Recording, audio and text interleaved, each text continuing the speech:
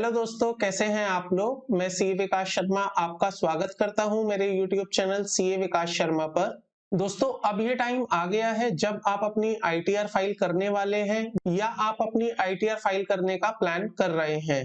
तो अगर आप अपनी आईटीआर फाइल करने वाले हैं या आप अपनी आईटीआर फाइल करने का प्लान कर रहे हैं, तो आज की ये वीडियो आपके लिए बहुत इंपॉर्टेंट होने वाली है, क्योंकि आज की इस वीडियो में मैं आपको बताने वाला हूं कि कौन सी आईटीआर आपके लिए एप्लीकेबल होगी, कौन से आईटीआर फॉर्म में आप अपनी इनकम टैक्स रिटर्न भरेंगे, ताकि आपकी इनकम टैक्स रिटर्न इनवैलिड भी ना हो पाए और आप अपनी आईटीआर सही से फाइल कर पाए। तो दोस्तों, आपके लिए बहुत इंपॉर्टेंट हो जाता है समझना कि आपके केस में कौन सी आईटीआर आपको फाइल करनी चाहिए, क्योंकि इनकम टैक्स डिपार्टमेंट की तरफ से बहुत सारे आईटीआर के फॉर्म इशू किए गए हैं, जिसमें आईटीआर 1 से आईटीआर 7 तक के फॉर्म्स आते हैं। तो आप अपनी आईटीआर भरने से पहले इस वीडियो को जरूर देखें, ताकि आपको एक एक पॉइंट अच्छे से समझ आ पाए और पता चल पाए कि आखिर आपके केस में कौन सी आईटीआर का फॉर्म आपके लिए एप्लीकेबल होने वाला है।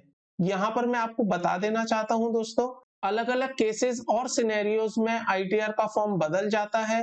तो आपको ये बहुत ध्यान से समझना होगा कि आपके केस में कौन सा आईटीआर का फॉर्म आपके लिए एप्लीकेबल है, क्योंकि अगर आपने गलत आईटीआर के फॉर्म का सिलेक्शन किया तो आपकी इनकम टैक्स रिटर्न इनवैलिड मानी जा सकती है और ऐसे में आपका आईटीआर फाइल करने का कोई फायदा नहीं होगा। तो वीडियो को शुरू से लेकर आखिरी तक पूरा देखिएगा, ताकि आपको एक एक पॉइंट अच्छे से समझ आ पाए और आप एक सही सिलेक्शन कर पाए आईटीआर फॉर्म भरने से पहले अपनी इनकम टैक्स रिटर्न का। तो चलिए वीडियो को शुरू करते हैं, देखते हैं कौन कौन से आईटीआर फॉर्म्स हैं और क्या उनकी एप्लीकेबिलिटी है। इट मींस किसके ऊपर कौन सा फॉर्म एप्लीकेबल है, किन सिनेरियोज में आपको कौन सा आईटीआर फॉर्म अपने लिए चूज करना है, जिसके थ्रू आप अपनी इनकम टैक्स रिटर्न फाइल करेंगे। तो फ्रेंड्स, देख लेते हैं types of ITR forms and their applicability, जिसमें सबसे पहले हमारे सामने आती है आईटीआर 1। तो यहाँ पर आईटीआर 1 की एप्लीकेबिलिटी के बारे में अगर देखें, तो आईटीआर 1 जो एप्लीकेबल है वो individuals being a resident other than not ordinarily resident. तो आपको पता होगा रेजिडेंशियल स्टेटस में मैंने आपको बताया था, रेजिडेंट दो तरह के होते हैं, एक होते हैं ROR और दूसरे होते हैं RNOR। तो यहाँ पर आईटीआर 1 केवल इंडिविजुअल्स के लिए एप्लीकेबल है जो कि रेजिडेंट है, other than not ordinarily resident. तो मैं कह सकता हूं आईटीआर 1 केवल रेजिडेंट ऑर्डिनरली रेजिडेंट्स के लिए एप्लीकेबल है। RNOR आईटीआर 1 फाइल नहीं कर पाएंगे। इसके बाद जो आपको यहाँ पर याद रखना है पॉइंट, वो है total income up to ₹50 lakh. तो अगर आपकी इनकम 50 लाख रुपए तक की है तभी केवल आप आईटीआर 1 फाइल कर पाएंगे। अगर आपकी इनकम 50 लाख रुपए से ज्यादा हो जाती है तो आपके लिए आईटीआर 1 फॉर्म अवेलेबल नहीं होगा। सिमिलरली यहाँ पर आपको ध्यान रखना होगा अपने इनकम के हेड्स के बारे में। तो आप आईटीआर 1 केवल तभी फाइल कर पाएंगे जब आपकी इनकम या तो सैलरी से होगी या वन हाउस प्रॉपर्टी से होगी, अदर सोर्सेस से होगी जिसमें केवल इंटरेस्ट आएगा, या फिर आपकी इनकम एग्रीकल्चर इनकम की है और वो केवल 5,000 रुपए तक की होनी चाहिए। तो अगर आपकी इनकम या तो सैलरी या वन हाउस प्रॉपर्टी या अदर सोर्स या इन तीनों में से कोई भी कॉम्बिनेशन की है, तभी केवल आप आईटीआर 1 में अपनी इनकम टैक्स रिटर्न फाइल कर पाएंगे। अदरवाइज आपके लिए आईटीआर 1 का फॉर्म अवेलेबल नहीं होगा। साथ के साथ दोस्तों, यहाँ पर आपको एक बात और ध्यान रखनी है, this ITR is not for an individual who is either director in a company or has invested in a unlisted equity shares। तो अगर आप किसी कंपनी में डायरेक्टर हैं या आपने किसी अनलिस्टेड इक्विटी शेयर्स में इन्वेस्टमेंट की हुई है, तो आपके लिए आईटीआर 1 का फॉर्म अवेलेबल नहीं होगा। दोस्तों, एक बार फिर से समराइज कर लेते हैं आईटीआर 1 की एप्लीकेबिलिटी को। This ITR is only for the individuals जो रेजिडेंट है, जिनकी इनकम 50 लाख रुपए से ज्यादा नहीं है और उनकी इनकम या तो सैलरी से या एक हाउस प्रॉपर्टी से या अदर सोर्स से। अदर सोर्स में भी केवल इंटरेस्ट की इनकम जो कि बैंक इंटरेस्ट या एफडी इंटरेस्ट है, या उनकी इनकम एग्रीकल्चर इनकम से आती है जो कि 5,000 रुपए से ज्यादा नहीं है। और साथ के साथ वो इंडिविजुअल या तो किसी कंपनी में डायरेक्टर नहीं होने चाहिए या उन्होंने किसी अनलिस्टेड इक्विटी शेयर्स में इन्वेस्टमेंट नहीं की होनी चाहिए। तभी उस केस में ये लोग अपनी इनकम टैक्स रिटर्न ITR 1 के फॉर्म में फाइल कर पाएंगे, अदरवाइज इनके लिए ITR 1 फॉर्म अवेलेबल नहीं होगा। तो चलिए अब देख लेते हैं ITR 2 की एप्लीकेबिलिटी के बारे में। तो यहाँ पर ITR 2 एप्लीकेबल होगी उन इंडिविजुअल्स और HUF के लिए जिनकी इनकम किसी भी हेड में होनी चाहिए, लेकिन PGVP हेड में उनकी इनकम नहीं आनी चाहिए। तो देख लेते हैं ITR 2 की applicability. This is for the individual and HUF not having income from profit and gains of business और प्रोफेशन। तो आपको यहाँ पर ध्यान रखना है, आपकी इनकम सैलरी से आ सकती है, हाउस प्रॉपर्टी से आ सकती है, कैपिटल गेन से आ सकती है, अदर सोर्स से आ सकती है, लेकिन आपकी इनकम PGVP में नहीं होनी चाहिए। तो अगर आपकी इनकम PGVP में आ रही है तो आपके लिए ITR 2 अवेलेबल नहीं होगी। तो इसको समराइज कर लेते हैं। Means the income from salary, house property, capital gain, other source, अगर आपकी इनकम इनमें से किसी भी एक हेड में या मल्टीपल हेड्स में है तो आप अपनी ITR 2 फाइल कर पाएंगे। अगर आपकी इनकम PGVP हेड में भी आती है तो आपके लिए ITR 2 ऑप्शन अवेलेबल नहीं होगा। दोस्तों इसके बाद समझ लेते हैं ITR 3 के बारे में। तो ITR 3 is available for the individual and HUF having income from profit and gains of business और प्रोफेशन। तो यहाँ पर ये कहना चाह रहे हैं अगर आपकी इनकम पांचों हेड्स में से किसी भी हेड में आती है, मतलब salary, house property, PGVP, capital gain या अदर सोर्स, तो आप इस केस में अपनी ITR 3 फाइल कर पाएंगे। और मैं यहाँ पर आपको बता देना चाहता हूं दोस्तों, this is a business ITR। तो अगर आप बिजनेस करते हैं तो उस केस में आपको अपनी ITR 3 फाइल करनी होती है, जहां पर आप अपने balance sheet and profit and loss properly maintain करते हैं। इट मींस आप अपना बुक्स ऑफ अकाउंट्स बनाते हैं। तो यहां पर मैं कह सकता हूं अगर आपकी income salary, house property, PGVP, capital gain and other source या इन पांचों में से कोई भी कॉम्बिनेशन ऑफ हेड में अगर आपकी इनकम है तो आप ITR 3 फाइल कर पाएंगे। दोस्तों इसके बाद हमारे सामने आती है ITR 4। तो आपके लिए ITR 4 कब एप्लीकेबल होगी, इसको देखने के लिए हमें समझना पड़ेगा कि इसकी एप्लीकेबिलिटी के बारे में यहाँ पर क्या लिखा हुआ है। तो यहाँ पर देख लेते हैं, ITR 4 is for the individual, HUF and firms other than LLP।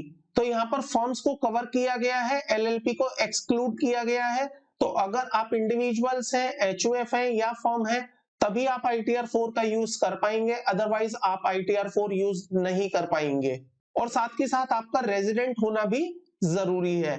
साथ के साथ यहाँ पर एक बात और लिखी हुई है, total income is up to ₹50 lakh. इसका मतलब आपकी इनकम 50 लाख रुपए तक की होनी चाहिए। अगर आपकी इनकम 50 लाख रुपए से ज्यादा हो जाती है तो आपके लिए ITR 4 एप्लीकेबल नहीं हो पाएगी। और यहाँ पर एक इंपॉर्टेंट बात जो आपको ध्यान रखनी है, having income from business and profession which is computed under section 44AD, 44ADA और 44AE। दोस्तों इसको हम कहते हैं प्रिजम्पटिव टैक्सेशन। तो अगर आप प्रिजम्पटिव टैक्सेशन सिस्टम में आते हैं तभी आप इस ITR 4 का यूज कर पाएंगे, अदरवाइज आपको ITR 3 में फाइल करनी होगी अपनी इनकम टैक्स रिटर्न। तो यहां पर मैं इसको समराइज कर सकता हूं, अगर आपकी इनकम फ्रॉम सैलरी है, हाउस प्रॉपर्टी है, PGVP है जो कि प्रिजम्पटिव टैक्सेशन में आती है, और अदर सोर्सेस की इनकम है जो कि इंटरेस्ट की है, तभी उस केस में आप ITR 4 का यूज कर पाएंगे। अगर आपकी कैपिटल गेन से इनकम आती है तो आपके लिए ITR 4 अवेलेबल नहीं होगी, क्योंकि ITR 4 में कैपिटल गेन की इनकम डिक्लेयर करने के लिए कोई भी कॉलम नहीं है।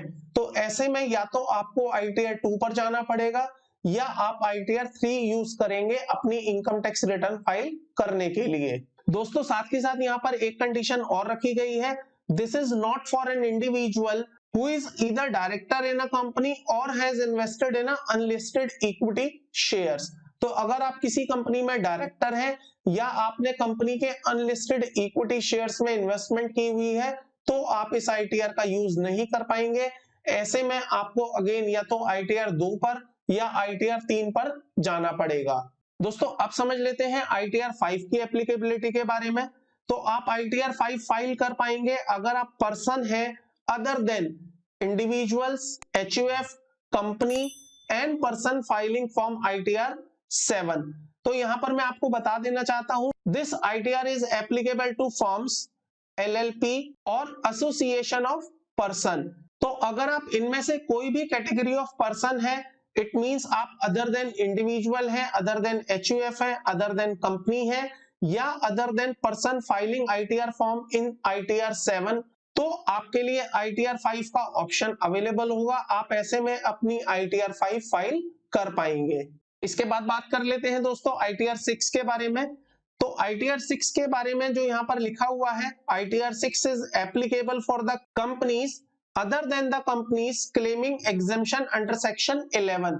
तो यहाँ पर वो सभी कंपनीज जो सेक्शन 11 में एग्जेम्पशन क्लेम कर रही हैं, उनको छोड़कर सभी कंपनीज अपनी ITR 6 फाइल करेंगी। तो आपको यहाँ पर ध्यान रखना होगा कि अगर कोई कंपनी सेक्शन 11 में एग्जेम्पशन क्लेम कर रही है, तो वो अपनी ITR 6 फाइल नहीं करेगी।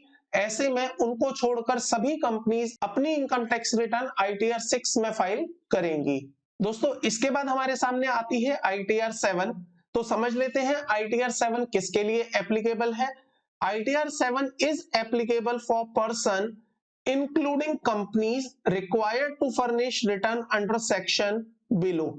तो सबसे पहला सेक्शन यहाँ पर दिया गया है section 139 subsection 4A, which is applicable for the charitable religious trust। तो अगर आप चैरिटेबल रिलीजियस ट्रस्ट हैं, चाहे आप कंपनी ही क्यों ना हो, तो आपके लिए यहाँ पर ITR 7 एप्लीकेबल होने वाली है।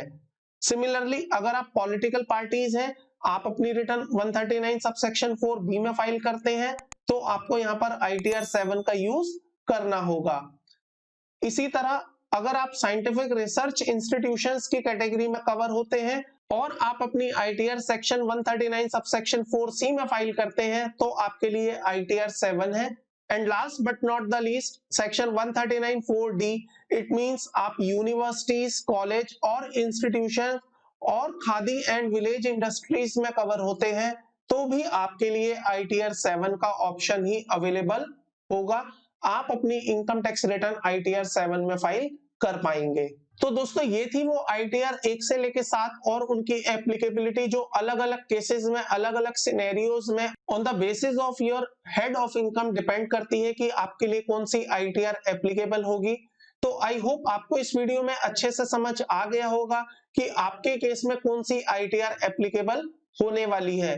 तो जब भी आप अपनी ITR फाइल करें, आप अपने ITR फॉर्म का सही सिलेक्शन करें, क्योंकि आपका गलत सिलेक्शन आपकी रिटर्न को इनवैलिड कर सकता है और ऐसे में मान लिया जाएगा कि आपने अपनी ITR फाइल ही नहीं की है। तो आपके लिए बहुत जरूरी हो जाता है कि आप अपनी ITR फाइल करने से पहले इनकम टैक्स रिटर्न के फॉर्म का सही सिलेक्शन करें और आप अपनी ITR सही फॉर्म में फाइल करें। आई होप आपको समझ आ गया होगा कि आप किस तरह से अपनी इनकम टैक्स रिटर्न के फॉर्म का सिलेक्शन करेंगे। आई होप आपको ये वीडियो पसंद आई होगी। अगर आपको ये वीडियो पसंद आई है तो प्लीज वीडियो को लाइक करिएगा। अगर आपने मेरा चैनल अभी तक सब्सक्राइब नहीं किया है तो प्लीज चैनल को सब्सक्राइब कर लीजिएगा, साथ में बेल आइकन को भी प्रेस कर दीजिएगा ताकि आपको मेरे द्वारा लाई गई लेटेस्ट वीडियोस की नोटिफिकेशन मिलती रहे। मैं इसी तरह की वीडियोस आपके लिए लेके आता रहता हूँ। आज की वीडियो में केवल इतना ही था। जल्द ही मिलता हूँ एक नई वीडियो के साथ, नए टॉपिक के साथ। तब तक के लिए थैंक यू, बाय बाय।